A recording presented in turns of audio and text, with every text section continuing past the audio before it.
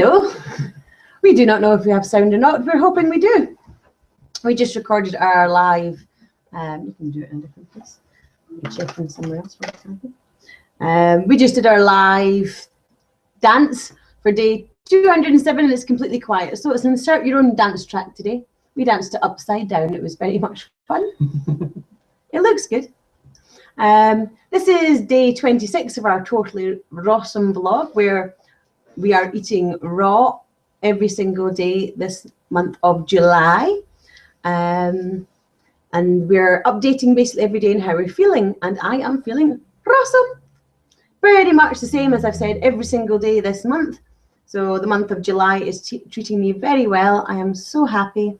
I am loving being raw. I am loving cutting out anything that's not been raw in my diet. I am looking forward to bringing in a more flexible approach to my eating after this month.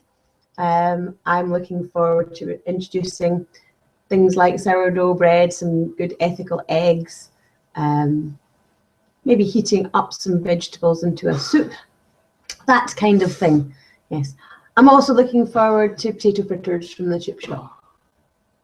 But yes, just to see what that tastes like again. But then last night, as I'm thinking about this, I'm in the kitchen and I was tucking into some watermelon going, oh, this is so nice, and thinking, who knows if I'll even like cooked food in the way I liked it before. We're going to say watermelon first. I can't imagine that. No, but I can't. It's whether I'll eat what I think I want and think it's that nice again. And Bruce was talking about making like sourdough pizzas and stuff like that. So there's lots of there's lots of things to do. All right, JD, how are you feeling on this raw journey? I'm feeling pretty good. You're feeling good. Are you feeling troubled by the lack of cooked food this month? Sometimes. What way are you finding that troubling? Are you finding it emotionally troubling, or are you finding it physically troubling? That's a choice that I could choose to eat and step out of this raw drowniness. Raw? What's that? So it's a willpower to keep going forward. Yes. So it's the patterning then. So it's the pattern of you get up and eat. I'm used to eating every day. We need to eat every day. I'm not eating every day. It's like what I've realized is I'm not eating to feed hunger. I'm eating as rewards and things like that. And it's like we do so much emotional eating. I've noticed that. Absolutely, I've noticed that I would eat for emotional reasons, not because I'm hungry at all. Because I'm not hungry, and you still have all the cues to eat. Yeah, they're everywhere. They are. You go outside, you can smell food, and cooked food is very addictive. And Bruce has been on this journey of noticing, I think, how addictive food can be and how addictive the pattern is. Yes. So it's wonderful. And are you feeling that you've got more energy this month at all? Have you noticed that? I've not noticed that I've not got the energy. I know I'm not eating in the same way as I was, and I think we've managed 7, like, what you can consider a meal. It's true, we've not done very well with meals. We've not done. You still not got a raw dessert going. End the month without one raw dessert. There we go. Shows how much we're into dessert. Well, it shows how much it's a priority in our list, actually, even though we thought it would have been. Well, I didn't think it would be, but you've certainly been flipping out the raw desserts early on. But yes, none of it is manifested. We have manifested a few salads. That's about it. The rest of it has been eating fruits, really, isn't it? And yeah, and juices. Yes. So how are you doing, Bruce? Doing good. Did you find out whether you can hear us? Sound. Yay! Yeah, doing pretty good actually.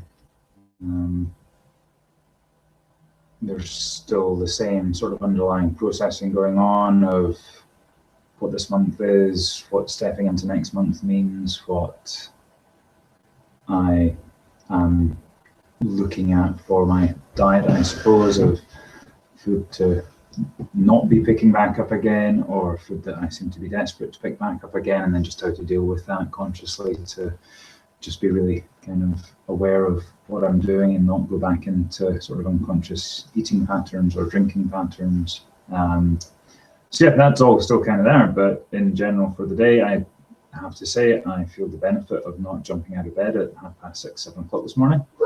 I think I did it, was it 9 o'clock or 9:30? So that was nice. Although the sleep between 6:30 and 9 o'clock, 9:30 was broken by constantly waking up to check the clock to see what time it was, to see if I should get up or not, and such. I kept thinking it was going to be like 10 o'clock or 10:30 in the morning. It was like 8. It's like, okay, go back to sleep for a little while. So yeah, it's not like we got sort of more sleep per se, but certainly got more rest. I don't think I mentioned the fact that this morning we had our first morning off. We've been up at 6:30 been up holding space at 6:30 every morning in July while we're doing our raw eating.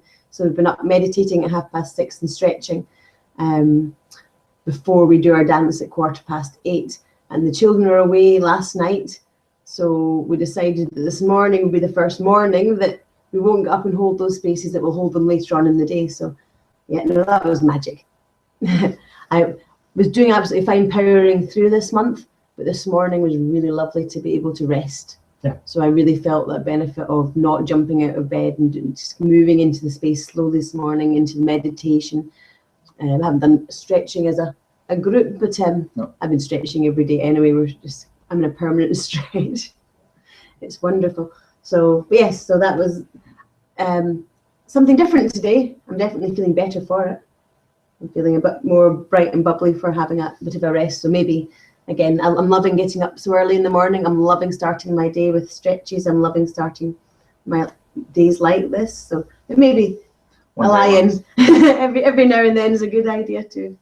I think it'll change as the clocks change. I think it will change as the mornings become darker, because it's just very appealing to get up early and see the world that time in the morning when it's nice and bright. But as we move into the winter months, it'll get darker, and I very much doubt I'll be feeling the same. Well, maybe not. No, you might find you create the space inside. Yeah, hopefully by that point. I mean, we've done July. We're not looking at sort of giving up that for August. It's just not going to be as intense necessarily that every day we're up at 6:30, but sort of 5 days out of 7 we're up at that time. But we're still keeping an eye on the clock for the mornings to be trying to get the best use of the day, obviously. Yeah, you might find that by the time the clocks go back, the mornings get dark. It's such a pattern anyway. I must admit, having done it before, it is more difficult as soon as the mornings are dark and you don't get to see anything until about 8 o'clock. Being up at 6:30 is, yeah, it's a bit more challenging to. It is. No, I've done it before. We've all done it before at certain points in our lives. So, are you feeling like you're missing food at all? Are you on? I'm not feeling like I'm missing food. I had a massive breakfast this morning, so followed by a salad about an hour later, followed by a couple of big handfuls of nuts and seeds and stuff. So yeah. Oh, you're feeling very. Yeah. No, that's great. Every week, I think you've introduced more food back into your diet between the juicings. Yeah. So, which gives you a different journey every week when you start the juicing again. Yeah. I found so last week was the first week where I didn't miss food again when I went back onto the juice. So, which is nice because every other week I'd missed it, having eaten and then stopped eating again. So, again, I'll see how we go this week. I'm interested to see how we're going to end this week, because Saturday is the beginning of next month, and I think, as you started by saying, we're spending a lot of time focusing now on what we're going to go into next. We've held this space, so how do we keep it going in all the right ways? So yeah, that is where we're at. Has anybody got anything else to add this morning? Afternoon. So used to it being morning. It is usually. Not so much. Just yeah, we're just coming into kind of the draw of the month. It's coming towards its end. We've still got 5 days after today to do.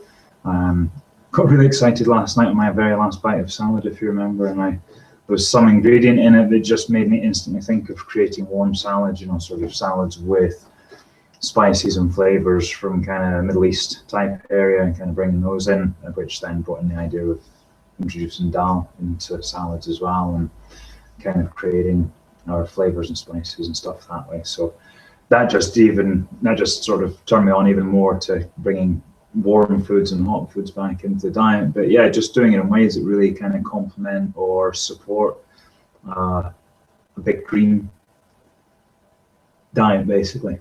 Maybe it's complement the healthy raw diet. Yeah, I absolutely. definitely feel that I want to have the rest of my life more raw than it's ever been.